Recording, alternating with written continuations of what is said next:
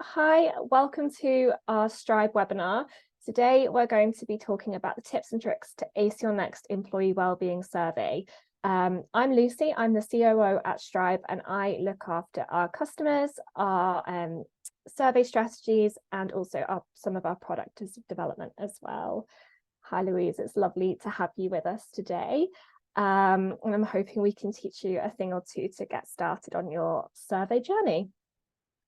So before we get started, I thought it'd be good just to show a summary of everything that we'll be going through today. And one thing I really wanted you to keep in mind is that on average, we tell people we're fine 14 times every week, but we only ever mean it twice. When so many of us need to talk, why do so few of us feel comfortable talking about our mental health and well-being at work? Employee feedback is central to any strategy that we create as HR teams, yet there's so many barriers to employees feeling comfortable to talk about this topic. What can we do to reduce the barriers employees feel when they're talking about employee well-being? And one of those tactics are pulse surveys, but there's always a challenge around how to use them effectively and how to harness that employee feedback and those surveys to create a well-being strategy that really does have a positive impact for everyone. So today we'll be covering a few of the topics within this huge subject to hopefully give you a steer on how to start or improve on your pulse survey and wellbeing strategy going forwards. Hi, Michelle. Thank you so much. That was lovely to hear more about your strategy and your wellbeing refresh. I hope we can help. So just before we get into it, I always think it's worth keeping in mind the challenges of creating a successful wellbeing strategy. For us, there are only 14% of us that feel comfortable talking about mental health and well-being at work. And why is that? Why is that the place that we spend the majority of our time somewhere that can be quite difficult to talk about those important subjects? For us, oftentimes it's easier to talk about things that are easy to identify, easy to understand, and easier to label. Approaching someone to say you're having a hard time is infinitely harder to verbalize and communicate because there isn't ever anything maybe specific going on. If we build a wellbeing strategy based on the interactions where we're relying on someone coming to us to talk about these things, it will never serve the people that need it most. And that's where pulse surveys come in. They are crucial for gathering that feedback from everyone to make sure that your strategy is based on your full employee and how they feel. Strategies are there to give us guidance and set a plan so that we can improve. I think we all know that, but the only way you can be certain that your strategy will work for your people is to base it on feedback. There are lots of different ways you can harness the power of employee voice for your strategy, and I'm happy to talk about more ideas with you if you reach out to me after this webinar, but pulse surveys are truly one of the best ways of capturing the full voice of everyone within your organization. For a start, we've learned a lot over the past few years about how quickly our external environment can impact our employees' well-being. Because of their simplicity and size, pulse surveys are really quick to create, approve, and launch, which means that you can begin to get an understanding for how your employees are feeling quickly, and this will ensure that any strategy you build is based on data that is reflective of their current mood. Pulse surveys are also really quick and simple to answer for employees, so you will always get a higher response rate with them. This means you can be confident that the data you're basing your strategy on represents absolutely everyone within your organization.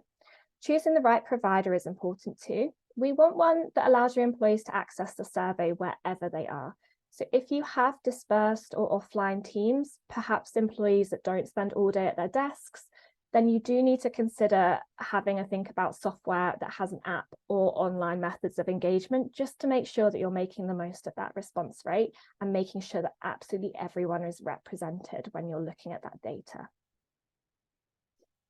Pulse surveys, depending on the provider, will also allow you to see your results in real time too.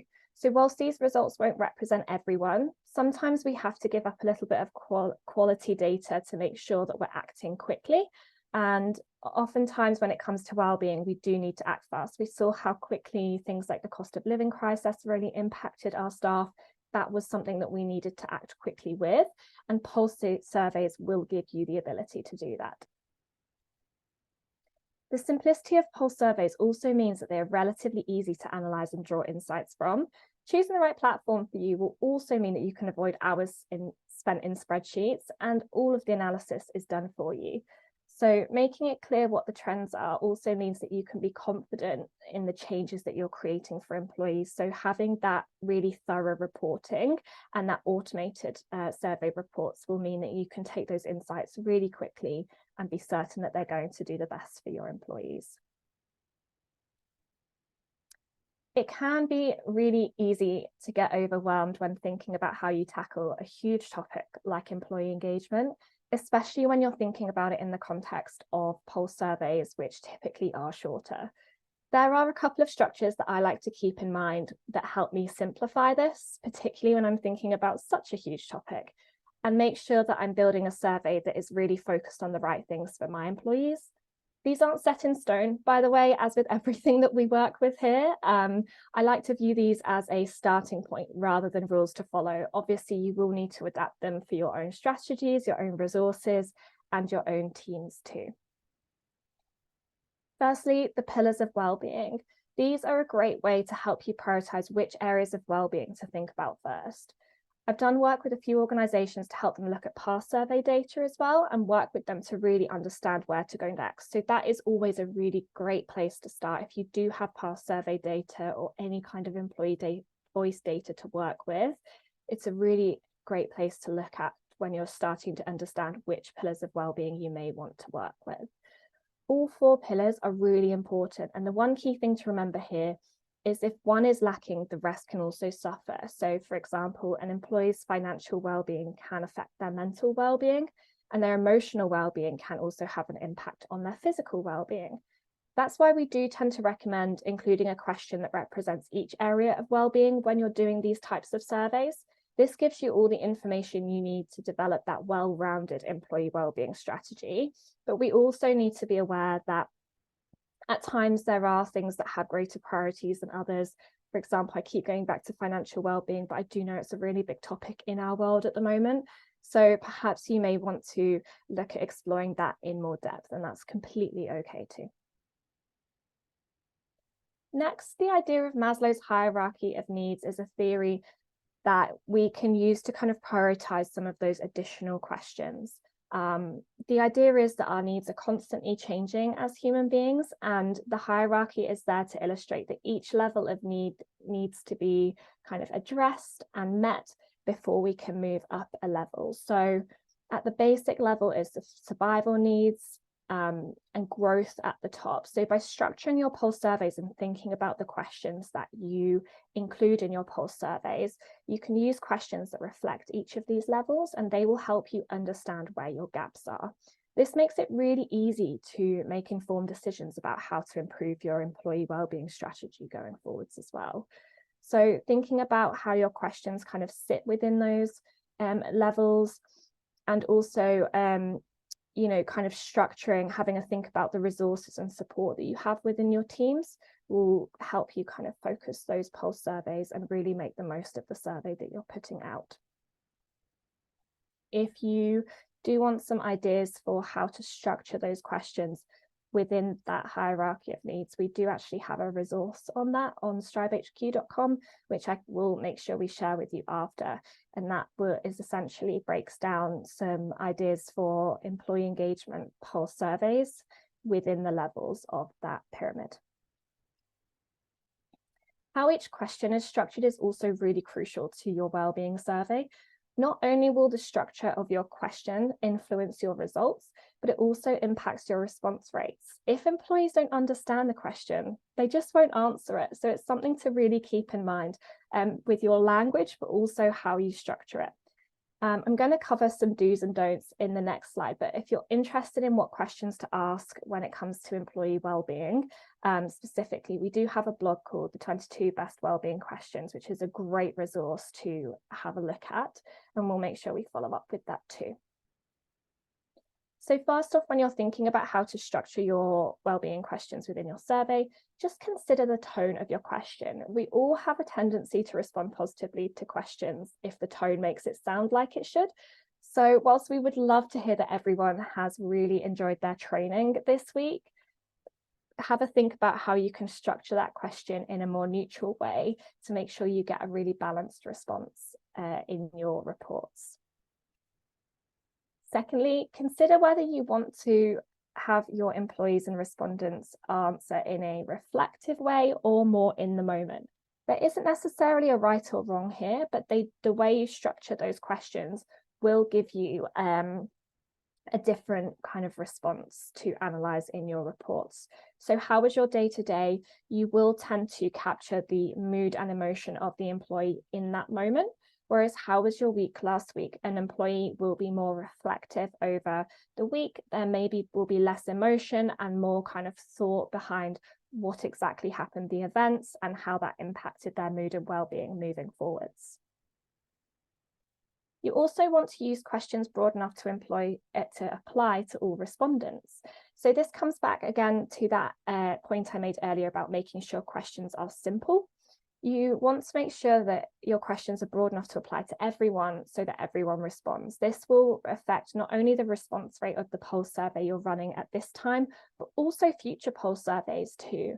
If employees see in one pulse survey that the questions don't apply to them, they will just add that assumption into future pulse surveys too. So it's really important that you're thinking about everyone when you are running your pulse surveys. So instead of asking specific questions, if you are working with survey software that doesn't allow you to target to specific groups, what I would suggest is changing the question slightly. So instead of how have you found the layout changes within the Manchester office, if you don't have that ability to target to folk just in the Manchester office, perhaps changing the question slightly to be broader so that does your working environment support your well-being? Whilst it is a slightly different question, we can ask that to everyone, and that will draw out that feedback from the original question that we wanted to ask. Also, think about using a mixture of open and closed-ended questions as well. So this will really help you draw out more feedback that maybe your quantitative questions haven't asked. So instead of just asking, did you have a good week this week, with no follow-up, and asking colleagues either to rate their answers or to answer that in an open text box, using a mix of quantitative and qualitative open and closed questions will not only give you data that you can work with really quickly, it will also give you some really lovely feedback in your follow-up question that you can use to build further in your strategy. So instead, did you have a good week this week? Maybe on a scale of 1 to 10, how was your week this week? With that follow-up question, please explain your answer in more detail. And this will help you draw out any kind of extra feedback that is really useful and valuable. Also, focus on questions that create easily measured answers. So using numerical and quantitative questions is really useful. It gives you a very simple way to analyze your questions and actionable data that you can use to create change moving forwards. So now we kind of have a bit of an understanding about how to structure our surveys and why they're so important for our well-being strategies. We're going to look at how to launch your survey so that it truly reaches everyone. So the first step in having a think about how to launch your survey so it really reaches everyone is looking back and learning from the past. That will always create improvements for the future. So for me, that's reviewing previous survey launches and having a think about how they've gone. If you haven't run a survey before, have a look at other internal employee projects you've launched. There will always be something you can learn from that will help you shape the way you launch your surveys or your pulse surveys. So for me, that's always writing it down. I'm going to say this a lot in this webinar, but make sure you write stuff down. It really helps with that commitment. So making sure you identify your wins, your losses, and your opportunities during this review will really help you embed that next launch successfully. Questions I like to ask when I'm looking at reviews, and particularly survey reviews, but this can be adapted for other projects too, is did my employees understand the key messages we launched the survey with? Did we reach the correct employee groups with our communications? Were our communications accessible to all? Did employees find it easy to access the communications? did employees trust our communications? And this is a really, really important one, where we open and honest and clear with our communications. So for larger organizations, this may be worth looking at doing a little focus group, especially if you're really looking to put a lot of resource into your pulse survey or perhaps an annual survey. Having a focus group and testing and getting feedback on those communications before you launch is really, really key. It doesn't need to be formal and it doesn't need to take a huge amount of time. Just having a look at a cross section of employees and inviting them in for 20 or 30 minutes is more than enough. Was there anything about our communications, this is a great question, that created confusion or surprise for employees? If there is ever an element of confusion or surprise with your surveys, you will see a drop off in your response rate. So again, that comes back to making sure our communications are clear and they're trusted. Did we make it clear where employees could send questions they have about the survey if they had any? Again, if employees have questions about anonymity, how to answer the survey, how to access it, why they should do it, they will more than likely not engage with that survey ongoing if they do have those questions and they go unanswered beforehand. Did we use the right internal communications channels to launch the survey, and were our communications consistent across all of our channels as well? So for colleagues that do have the luxury of accessing more than a couple of communications channels, again, if there's any change or discrepancy between those messages across those channels, it may add questions in that cause blockers to them participating. So on to the next. The second step when we're looking to launch survey is just agree on your survey objectives. This doesn't need to be a lengthy process. It doesn't need to be complicated, but again, writing these out will make sure that you're communicating your survey in a really effective way. It will make sure all of the stakeholders you need to support you with your survey, if you do have multiple people in your team working on it, are aligned. And it will also inform your you said we did and your follow-up communications that happen after your survey has closed. It's also a really nice way to benchmark. So when we're coming to do that next survey review, you have that benchmark in place to review and plan for future surveys as well. So I always really like to keep my objectives smart. It can be really difficult, especially if you're getting going. So again, I always take this advice, even though it's my own, with a little pinch of salt. Do the best you can with the resources you have, but having a goal for yourself is always a really nice way to make sure everything is measurable and really easy to review moving forwards. Next in our survey steps is to make sure we're identifying our audience and any key groups. So for our survey launch plan, we need to consider all of the different groups of employees in our organization and how we're going to launch to them, how we're going to communicate that survey to them, and how they're going to access the survey too. So you will always ensure that your survey response rate is high and inclusive of everyone within the organization if you do follow this step too. So questions that I like to ask myself when I'm thinking about who I'm sending my survey to are things like, what does their day and week look like? How do they currently feel about working at the organization? And this may be a finger in air question to answer. What are the key messages that they in particular will engage with? What are the best channels to reach that particular segment? And what is the most likely channel they will use to engage with your survey software? And also, what's in it for them? It's a big one that actually gets missed off a lot of times in communications. But answering these questions for each of your key groups is really, really key, because it means you can tailor some of those communications to speak to them specifically. So, for example, a couple of the organizations we work with have highly dispersed and offline employees. So perhaps they have refuse workers, they have doctors, midwives, lots of different groups of employees that are rarely at their desks, are incredibly busy, and often have no time in the day to sit down and work on internal projects. So the way we've worked with them is tailoring their broader messaging to make sure it's really speaking to those groups, and to making sure that we're making it clear that they can make time in their day for it, where they can access the survey so they aren't relying on being at their computers. And we're making sure that the communications channels through that launch process are reached by them as well. So, you know, posters, social media, and other channels that we wouldn't typically use in internal comms are really great to utilize to make sure that you're reaching these hard to reach employees. We also want to gain buy-in from managers and team leads. Managers take a really active role in encouraging the culture and engagement of their team.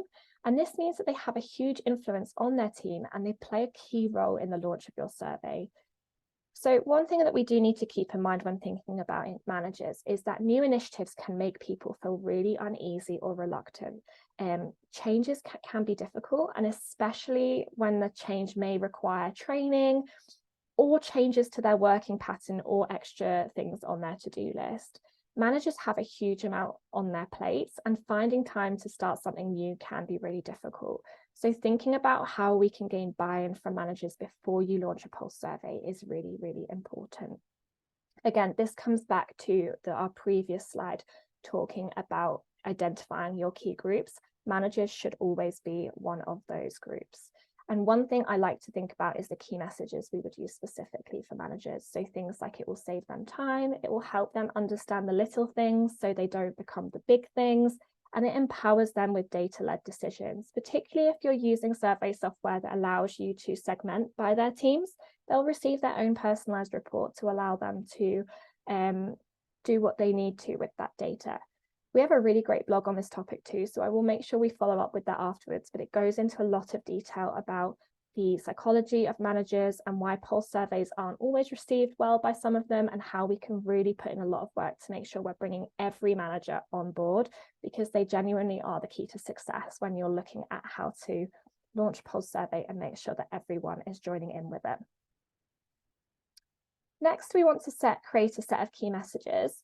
I've talked about this a little bit already in relation to the groups of employees, but creating a structure for employees and a structure for your key messages will make sure that your communications really do effectively engage with everyone.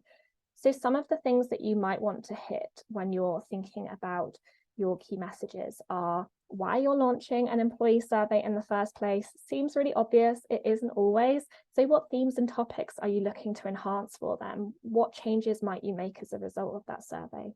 What are you trying to achieve with the survey, and how will it feed into your wellbeing strategy or your wellbeing policies?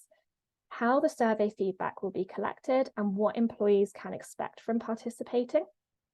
How they can access the survey, again, a really important one that can get missed a lot.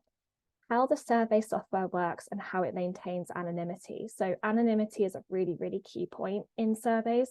It's really important to emphasize anonymity within all of the communications you do, so that employees trust that they can give all of the feedback required to make the change that they want to see. You also want to mention who to contact for technical support or training queries.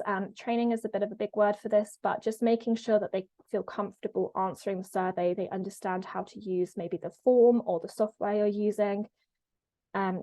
Timings for the survey, when it's going to launch, how long it's going to be open for, and when it's going to close, and when they can expect to hear the results of the survey too. All really important, but the one thing I will say is the most important message is definitely that your survey is fully anonymous. Next, you want to identify your survey communications channels. So create a table that outlines the channel, the purpose, and the owner, just to make it really clear if you are working across a large team or organization who owns what. The channels you choose to communicate with your employees will depend on those initial kind of audience groups and having a think about how you can best reach them. But some of the ones that are quite common are things like email, internal messaging systems such as Teams and Slack, your intranet.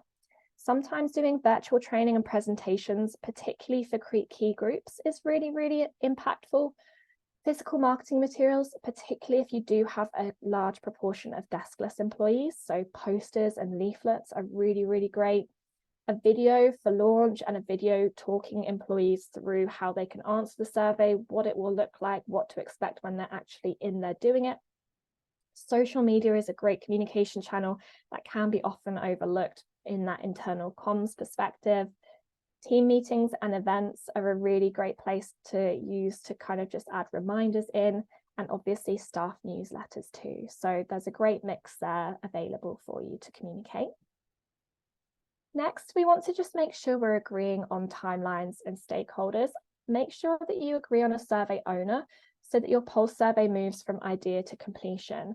The owner needs to have an interest in surveys, obviously, and knowledgeable with internal communications too. They should also be able to manage any key stakeholders you need and have the power to make changes based on the pulse survey feedback. Your stakeholders, if you are in a larger team, will be anyone else that you need to help manage that through to success. So if you are in HR, that may be internal comms, then you might have an engagement team, or your marketing team if you do need to harness some of those communications channels too. Don't fear if you don't have all of those resources. It's completely doable if you are in a smaller team too. And this step is still really important, just to make sure that everyone is on the same page. It's also really important to have a timeline. It's amazing the difference that simply communicating the survey close date and understanding what your milestones are as you're moving from the initial project kind of launch to closure has on your overall response rate as well. We also want to choose the right moment, and this will ensure that everyone within your organization, all of your employees, have the chance to contribute their feedback. There's a few questions here I like to ask myself just to make sure that we are planning a survey launch for the right time.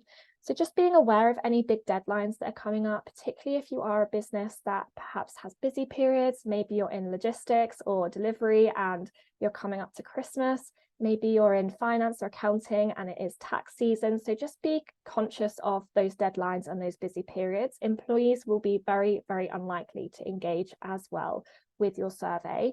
And when we talk about response rates, there's a couple of different things to think about. There is the response rate that is simply just an employee completing your survey, and that is the percentage that the majority of us will work with as a marker of our success. The second factor to consider is actually the quality of the data that your employees are giving you. So if they do want to participate in the survey and they do find some time, but they are busy, they are stretched in their day, they may not be giving you quality data when they have the time to do that. So they might just be clicking through and just giving you some quick answers in those quantitative measures. They may not share anything in your follow-up questions and those comment boxes where if they did have more time, they would have done so. So making sure that you're choosing the right moment is really, really important. Particularly at the moment, we are seeing less surveys being sent because it is the summer and everyone is on holiday. So again, being conscious of holiday periods and when your employees typically take them will make sure that you're picking the right moment. Also have a think about when your employees are most likely to have the time to answer the survey. So when are they going to be maybe looking at their devices, sat at their desk, or having a couple of minutes to themselves? For us and our data, we see that Stribe receives the most survey pulse. That's a mouthful. Stribe receives the most pulse responses at the following times: Mondays between 10 and 11, Thursdays between 10 and 11, and Fridays between 2 and 3 p.m. So as we can see, there's a little pattern in kind of those times of the day where maybe we've just finished our Monday morning meetings and we're having a bit of a lull, we're grabbing a coffee, we're sitting down and going through our emails. And Fridays between 2 and 3, I think we all know we all have a little slump or in the afternoon there. So again, that's a key time when employees might be sitting and looking for a couple of quick tasks just to refresh their brain before they finish for the day. So having a think about what that pattern looks like for your employees will make sure that you're picking the best moment for them to answer it. You also want to think about have you closed the feedback loop on previous surveys? So one rule we always have here at Stribe is making sure that you don't send a new survey before you've closed the feedback loop on a previous one.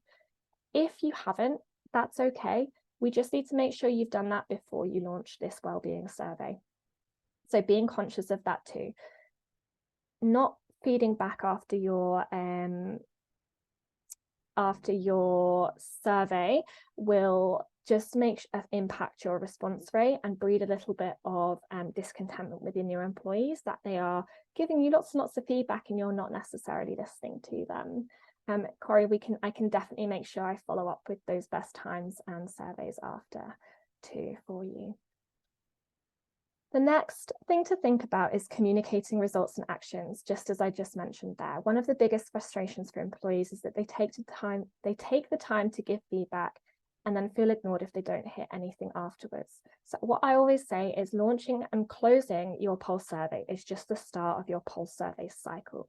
The final step in your pulse survey plan is to make sure that you can get the most out of your surveys and communicate the results every time. That includes the actions too.